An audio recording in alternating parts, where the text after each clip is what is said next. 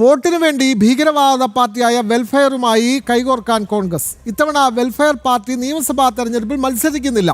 പകരം കോൺഗ്രസിന് പൂർണ്ണ പിന്തുണ നൽകാനാണ് തീരുമാനം. BJPക്ക് ജയസാധ്യതയുള്ള മണ്ഡലങ്ങളിൽ BJPയെ തോൽപ്പിക്കാനാണ് കോൺഗ്രസ് വെൽഫെയർ ഡീൽ നടന്നിട്ടുള്ളത്. കഴിഞ്ഞ തവണ 19 മണ്ഡലങ്ങളിൽ വെൽഫെയർ പാർട്ടി മത്സരിച്ചിട്ടുണ്ട്. വിവരങ്ങളുമായി അനഘ ഹർഷൻ ചേരുന്നു. അനഘ, കഴിഞ്ഞ തവണ 19 നിയമസഭാ മണ്ഡലങ്ങൾ മത്സരിച്ച വെൽഫെയർ പാർട്ടിയാണ് ഇത്തവണ സമ്പൂർണ്ണമായി മത്സരത്തിൽ നിന്നും മാറി നിന്ന് BJPക്ക് ജയസാധ്യതയുള്ള മണ്ഡലങ്ങളിൽ പരസ്യമായി കോൺഗ്രസിനെ പിന്തുണയ്ക്കാൻ പോകുന്നത്. അനഘ, കൂടുതൽ വിവരങ്ങൾ.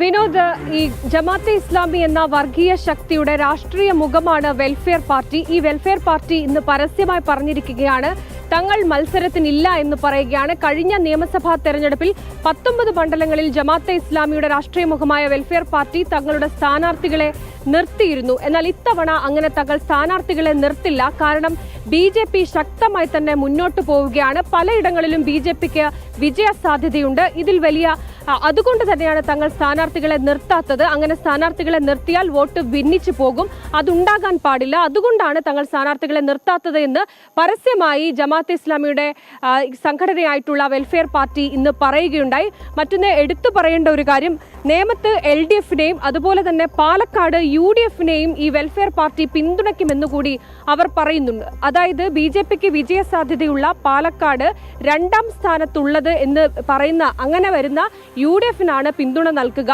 നേമത്ത് അതേപോലെ തന്നെ LDFന് 2ാം സ്ഥാനത്ത് വരാൻ സാധ്യതയുണ്ട് എന്ന് തോന്നുന്ന LDFനെയാണ് ഇവർ പിന്തുണയ്ക്കുന്നത്. അങ്ങനെ കേരളത്തിൽ മുഴുവൻ ഇത്തരത്തിൽ BJPക്ക് ജയസാധ്യതയുള്ള മണ്ഡലങ്ങളിൽ അവിടെ ആരാണോ 2ാമത് വരുന്നത് അവർക്ക് പിന്തുണ കൊടുക്കും. അനഘ, ഇക്കാര്യത്തിൽ കോൺഗ്രസ് ഏതെങ്കിലും തരത്തിൽ ഇക്കാര്യത്തിൽ ഒരു വിശദീകരണം നൽകുന്നുണ്ടോ?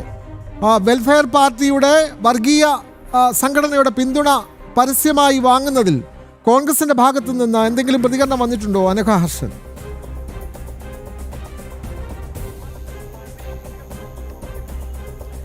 വിനോദ്, പരസ്യമായി തന്നെ VD സതീശൻ അടക്കമുള്ള പ്രതിപക്ഷ നേതാക്കൾ നേരത്തെ പറഞ്ഞു കഴിഞ്ഞതാണ്. ജമാഅത്തെ ഇസ്ലാമിക്ക് യാതൊരുവിധ വർഗീയ സ്വഭാവമില്ല, അവർ മതരാഷ്ട്രവാദികളല്ല എന്ന് പരസ്യമായി VD സതീശൻ പറഞ്ഞതാണ്.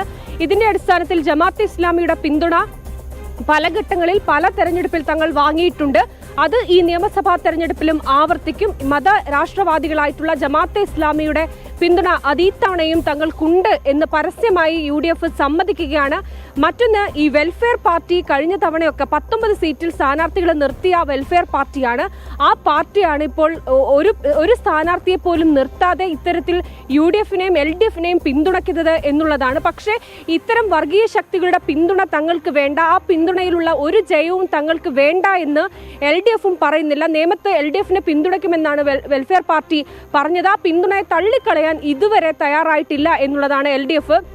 മുഖ്യമന്ത്രി അടക്കം പറയുന്നുണ്ട് ജമാഅത്തെ ഇസ്ലാമി വർഗീയ പ്രസ്ഥാനമാണ്, വർഗീയതയാണ് അവരുടെ മുഖമുദ്ര എന്നൊക്കെ മുഖ്യമന്ത്രി തെരഞ്ഞെടുപ്പ് അടുത്ത വേളയിൽ പല ഘട്ടങ്ങളിൽ പല വേളയിൽ പറയുന്നുണ്ട്. പക്ഷേ ഇത്തരം പിന്തുണ തങ്ങൾക്ക് വേണ്ട എന്ന് പറയാൻ ഈ നിമിഷം വരെയും ഇത്തരത്തിൽ ഇടത് വലത് മുന്നണികളിലെ ഒരു നേതാവും രംഗത്ത് വന്നിട്ടില്ല എന്നുള്ളതാണ് യാഥാർത്ഥ്യം. വിനോദ്, വ്യക്തമാണ്. ഇത്തവണ വെൽഫെയർ പാർട്ടി തെരഞ്ഞെടുപ്പിൽ മത്സരിക്കുന്നില്ല. BJPക്ക് ജയസാധ്യതയുള്ള മണ്ഡലങ്ങളിൽ ഇടത് വലത് മുന്നണികളെ പിന്തുണയ്ക്കാനാണ് വെൽഫെയർ പാർട്ടിയുടെ തീരുമാനം. വിവരങ്ങൾ നൽകുകയായിരുന്നു കോഴിക്കോട് നിന്നും അനഘ ഹർഷൻ.